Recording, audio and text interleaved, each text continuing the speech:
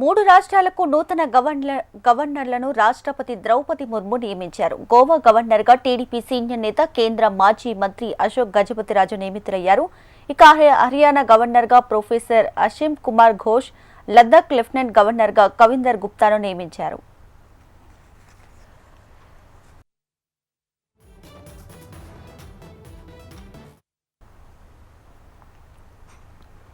మూడు రాష్ట్రాలకు నూతన గవర్నర్లను రాష్ట్రపతి ద్రౌపది ముర్ము నియమించారు. గోవా గవర్నర్గా టీడీపీ సీనియర్ నేత కేంద్ర మాజీ మంత్రి అశోక్ గజపతిరాజు నియమితులయ్యారు. ఇక హర్యానా గవర్నర్గా ప్రొఫెసర్ అషిమ్ కుమార్ ఘోష్, లద్దాఖ్ లెఫ్టినెంట్ గవర్నర్గా కవిందర్ గుప్తాను నియమించారు.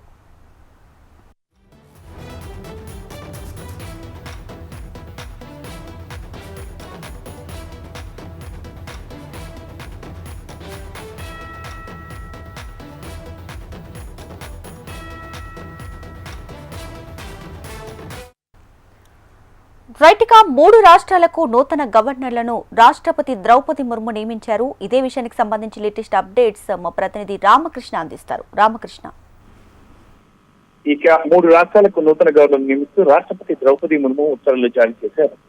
గోవా గవర్నర్ గా టీడీపీ సీనియర్ నేత మాజీ కేంద్ర మంత్రి అశోక్ గజపతిరాజును నియమించారు. హర్యానా గవర్నర్ గా అషిమ్ కుమార్ ఘోష్ ను నియమితులయ్యారు.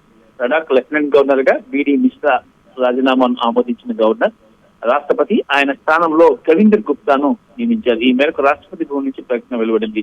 వారు బాధ్యతలు స్వీకరించిన తేదీ నుంచి ఈ నియామకాలు అమల్లోకి వస్తాయని పేర్కొంది.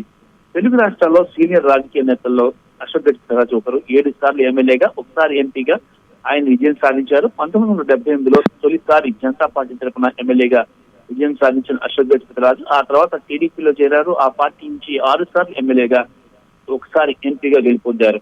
ఇక 1983, 1985, 1989, 1994, 1999, 2009లో టీడీపీ తరఫున విజయం సాధించారు. 2014లో అదే పార్టీ నుంచి లోక్సభకు పోటీ చేసి కేంద్ర ప్రభుత్వంలో పౌర విమానయాన శాఖ మంత్రిగా బాధ్యతలు నిర్వర్తించారు.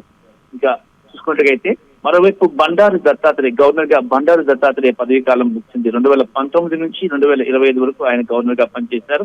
2019లో హిమాచల్ ప్రదేశ్ గవర్నర్ గా నియామకమైన ఆయన ఏడాదిన్నర పాటు సేవలు అందించారు. అనంతరం హర్యానా గవర్నర్ గా దత్తాత్రేయను నియమించారు. అక్కడ దాదాపు 4 ఏళ్లు సేవలు అందించారు. ఇప్పుడు బండారు దత్తాత్రేయ స్థానంలో ఇంకా కొత్త వ్యక్తిని ఇక్కడ నియమించడం జరిగింది. అషిమ్ కుమార్ ఘోష్ ని కొత్త గవర్నర్ గా నియమించడం జరిగింది. Right Ramakrishna, thank you.